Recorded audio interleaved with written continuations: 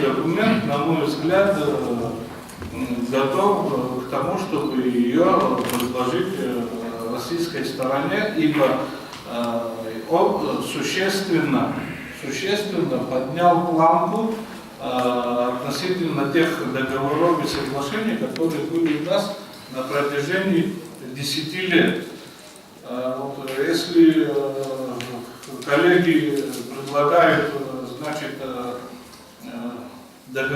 базовый договор о дружбе и сотрудничестве, который действует до, если память не изменяет, до 2018 года, и ее изменить и новый договор, это их право так думать, но, на мой взгляд, оснований нет, пока пересматривать это соглашение. Но вместе с тем я теперь хотел бы сделать некоторые комментарии по поводу того, вокруг фона, который сложился, как только этот проект появился. Потому что данный договор имеет множество аспектов, в частности международный, правовой, социально-экономический, внутриполитический и так далее, можно и дальше развивать, и не рассмотрев его в комплексе, мы вряд ли можем, мы, если это предлагаем обществу, разъяснить цели и задачи данного документа. Прежде хотел бы я отметить, что этот договор, необходимость подписания данного договора появилась из тех изменений, которые происходят сегодня в мире. Вы все люди осведомлены, следите за теми процессами, которые идут. И, естественно, вокруг России формируется некий поиск благонадежности. Это для России большой вызов. И, в частности, оппоненты России пытаются расширить, насколько возможно, этот поиск. Хочу напомнить о том, что Россия, один из вызовов, угроз, который возник для России, связано было именно с тем, что Россия предстала нас в 2008 году и приняла на себя большой удар от международного сообщества, и по сей день последствия, эти события никак не остановились, если более того не усилились.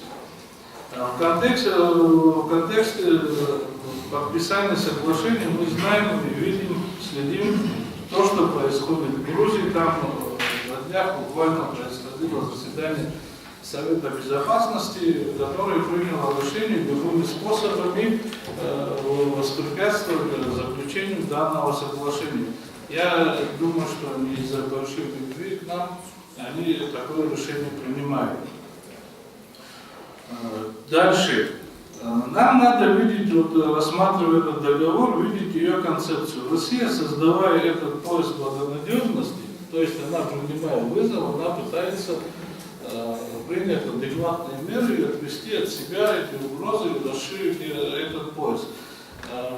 Подобного рода соглашения, я не имею в виду тот текст, который был нам предложен, действительно, всем известно, что и парламент, и общественные организации, партии ее отмели. Я в данном случае имею тот текст, который мы уже имеем в окончательном виде. Подобного рода соглашения Россия, насколько я знаю, она предлагает и уже предлагается тем странам, в частности, странам Центральной Азии, Казахстана, Узбекистана, Кавказского региона и Беларуси. И не говоря, содержательной части, я сейчас говорю о форме, когда дружественная, и стратегический партнер предлагает договор, и по каким-то причинам, когда мы говорим о том, что есть такие голоса, значит, там надо внести некие еще изменения, другие говорят, зачем нам нужен вообще этот договор. Отказ от подписания договора, это что ни на есть, недружеский выбор, мягко говоря, это мы уже обсуждали, этот вопрос фактически является, было бы демаршем с нашей стороны. Поэтому вопрос не должен стоять, договор нужен или не нужен. На мой взгляд, я убежден, что этот договор нужен, потому что мы должны быть и оставаться составной частью того общего пространства, которое создается, формируется в перечисленных нами регионах. И поэтому изолированно мы не можем быть. Если кто-то думает, что мы, минуя, перепрыгнув в Россию, мы каким-то образом попадем в сферу влияния Европы, но я, по крайней мере, в ближайшей перспективе, я это не вижу. И именно исходя из этой концепции, Россия предложила нам то, что предложила. То есть, и вот эту часть предложений комиссия постаралась, и, на мой взгляд, она успешно проработала, она привела в соответствие, сбалансировала интересы обоих сторон, насколько это возможно. Может быть, еще есть потенциал, это покажет уже двухсторонняя работа, и этот процесс еще предстоит. Хочу остановиться на этом тоже, потому что вокруг всего этого рождаются домыслы различные, откровенные ложь и обман, будто чуть ли уже не подписан данный договор, и вчера должна была вылететь делегация для подписания. Для несведущих скажу, что пока предстоит процесс обсуждения, потом процедура подписи. Я не к коллегам обращаюсь, а затем уже только в окончательном виде вернется сюда в парламент на ратификацию, поэтому никаких опасений, будто кто-то что-то тайком увез, уехал до подписания, у нас нету, и сегодняшнее наше обсуждение является как бы свидетельством тому. Дальше, извините, может я, значит, есть разночтение или может быть какой-то части недопонимания тех как бы стандартах и предложениях, которые нам предоставляет Россия. Председатель комитета говорил уже о том, относительно там вопросов обороны и безопасности, хотел бы как бы поверхностно, не вдаваясь в подробности, это дело юристов, относительно тех стандартов, которые предлагает Россия в области социальной и экономической сферы. Мне кажется, есть не совсем правильное воспринятие того, что как трактуется иногда в нашем обществе вот эти стандарты. Вот там Россия нам предлагает чуть ли не ЕГЭ сдавать экзамены относительно образовательных стандартов и так далее, и так далее. Я это воспринимаю так. Россия предлагает то, что она может предложить, то, что у нее есть.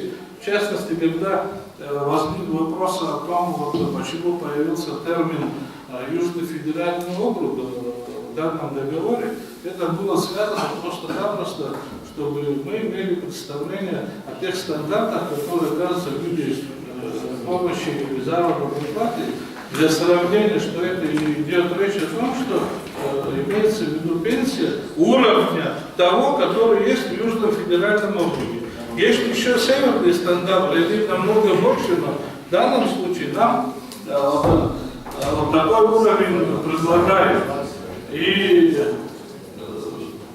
не знаю, мне кажется, что сегодня говорить о том, что нам нужно от всего этого отказаться, это значит поставить нашу общественность опять в ситуацию, когда неужели мы будем допускать дальше, чтобы наши больные ехали в Грузию и там лечились. Если в данном соглашении, я так воспринимаю, трактую это соглашение, когда нам предлагают написано, речь идет о том, что Россия нам больным, как раз нашим больным предоставляет те стандарты помощи, которые возможно получать в России. И в заключение скажу о том, что, опять повторяюсь, договор не является заменой данный договор замены базового договора о дружбе и сотрудничестве. Она его всего-навсего развивает, но развивает качественно, потому что вот те вопросы, которые были связаны по поводу текста российского, почему нам прислали такой унизительный уровень, у меня есть на это свой ответ.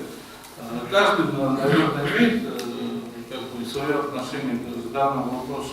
Но мы в предыдущих соглашениях эту планку суверенитета настолько понизили, что дальше ниже плинтуса опустили. И они, развивая вот эту тенденцию, прислали нам сюда.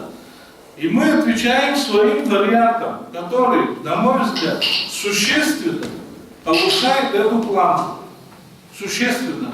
И никоим образом нельзя сравнивать предыдущие договора и нынешние договора. И относительно полемики, которая идет, бывшие наши коллеги имели возможность высказывать свое мнение, когда заключались предыдущие соглашения и договора, но при этом, даже при том, что на некие наши замечания относительно договора об охране государственной границы, Российская Федерация, приняв эти замечания, прислала делегацию в лице руководителя делегации. Российская Федерация прислала бывшего председателя комитета по обороне и безопасности Васильева для того, чтобы проработать здесь эти варианты и чтобы вывести на сбалансированный текст. При этом очень удачно и умело делегацию провели мимо парламента и сказали, что все в порядке, можно возвращаться обратно, здесь проблем нет. Вот я хочу, чтобы люди знали, когда говорят о том, что какая у нас гарантия, что Россия будет нас выслушивать и принимать наши предложения. Нам надо с ними работать, у нас пока не с кем работать. Опять повторяю, в ближайшей перспективе не видно, с кем работать. И мы должны, обязаны с ними работать.